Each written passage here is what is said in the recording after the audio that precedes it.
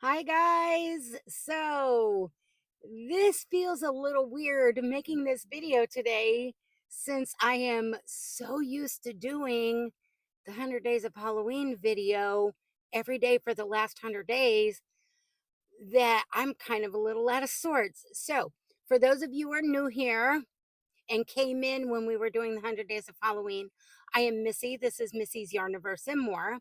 And I guess it's time to get back to our regularly scheduled programming, whatever that's going to be now. So, why am I here today? Well, for those of you who have been around the YouTube streets for a while, you guys know one of our near and dear favorites of all time, and that would be Laura over at Mad Mimi's Crochet and Farming, or affectionately called by some La or Mimi.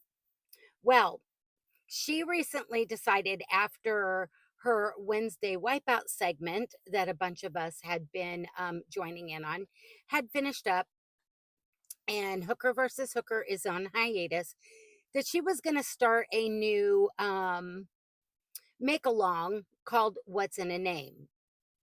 And the stipulations for the month of October were we had to use our first name and find a pattern that was you that had our name. Well, some of us are oh so lucky that we do not have a common name. And I couldn't use my nickname Missy, which yes, that is my nickname. It is not my birth name and I am not a Melissa. So I scoured, and I've only ever met one person in my life that had a name pronounced the same as mine, but it was not spelled the same. And I will write on this little memo. Well, I don't have a thing to wipe it off. I don't think. Let's see. I will write my name, and you guys can see why I could not find a pattern. So she gave those of us who wanted to participate the option, if you wanted to participate and there was no pattern for your name, you could make up your own pattern. And I still wanted to participate because everybody knows I love me some Laura. So I had to make up my own pattern. And she said you could just do something simple like a dishcloth, whatever. Well, I didn't want to do a dishcloth because for the last 100 days I've been making squares. If you've been around and been watching, I made a lot of squares for the Halloween blanket. And so I didn't want to do anything that was a square. And so I was trying to think of like a dishcloth, which is useful. I wanted to think of something that was going to be useful.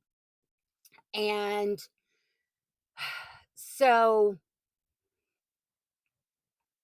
I went through a lot of things. I didn't want to do a blanket because we only had a month and I was already doing a blanket for the 100 days of Halloween. Um, I didn't want to do an Ami because that would consume a lot of time to try and uh, plan a pattern. And, because that's a lot of work.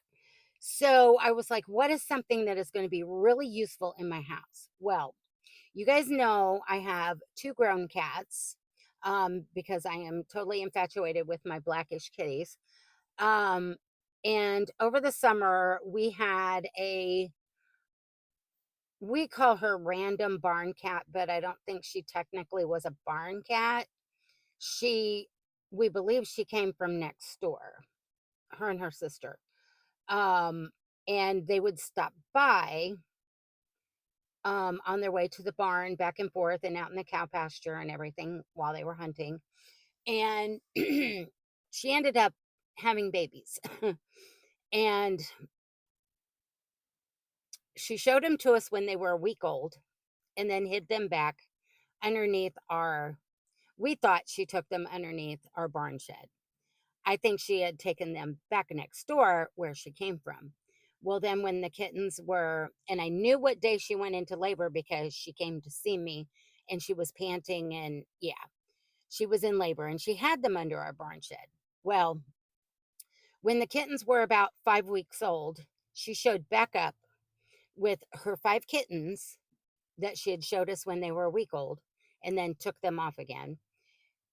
But she also showed up with a sixth bonus kitty, which we believe was her sister's, one of her sister's kittens that were born like 2 weeks later because then she wasn't pregnant anymore.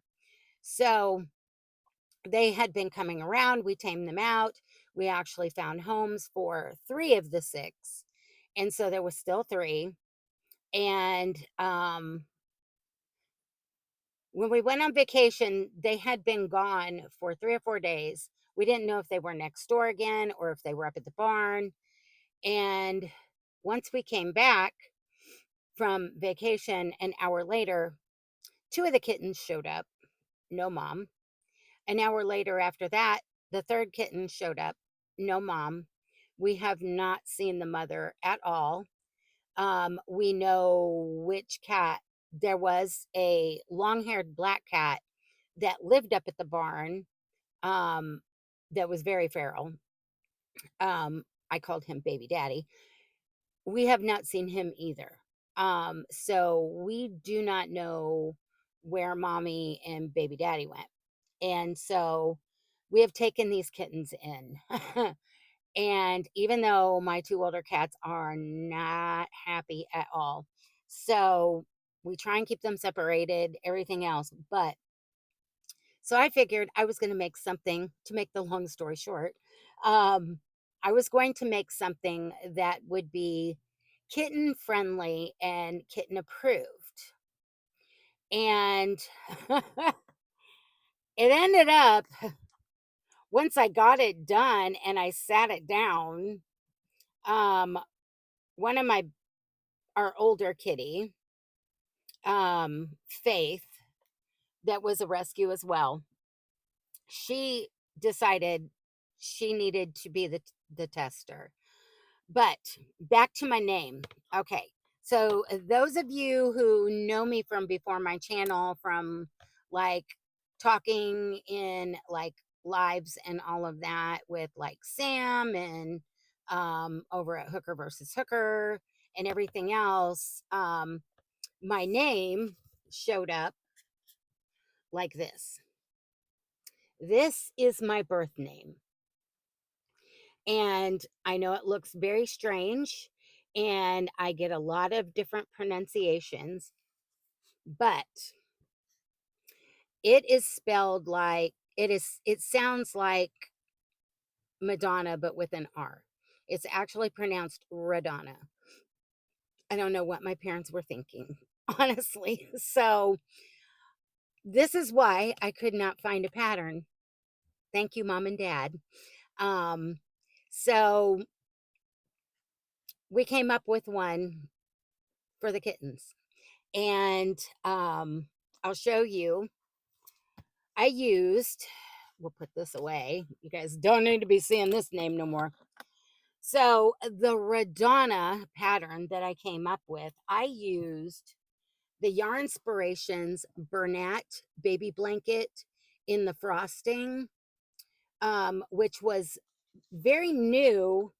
It came out right around the time Joann's was doing their clearance out, for their closing. And I was able to get a bunch of these for the cheap. And then no sooner than my Walmart actually got some, and we never get new yarn when it's new, because we're such a very small location out in the middle of the sticks. Um, it was very interesting that within like 3 weeks of my store getting them and having a very full end cap, they clearance them out all at $5. So I have a bunch of the, I think there was 3 different colors. So I grabbed some of these and I ended up using 2 1/4 There's 2 empty yarn bands. The other one, I only used about a quarter of it, so the ball band is still on there. And this is the colorway Seaside, and it's a bulky, super bulky 6, 10.5 ounces for each ball, 300 grams or 220 yards, 201 meters. Um, I figured it would be nice to make the kitties something because it's very soft and it's going to help them feel cozy, like they're still, snuggling up with the mama or me. But when I'm not available for them to snuggle with, I figured this would work just fine. And so what I came up with for the Ronidona pattern is the Ronidona Purr-Fect kitten bed.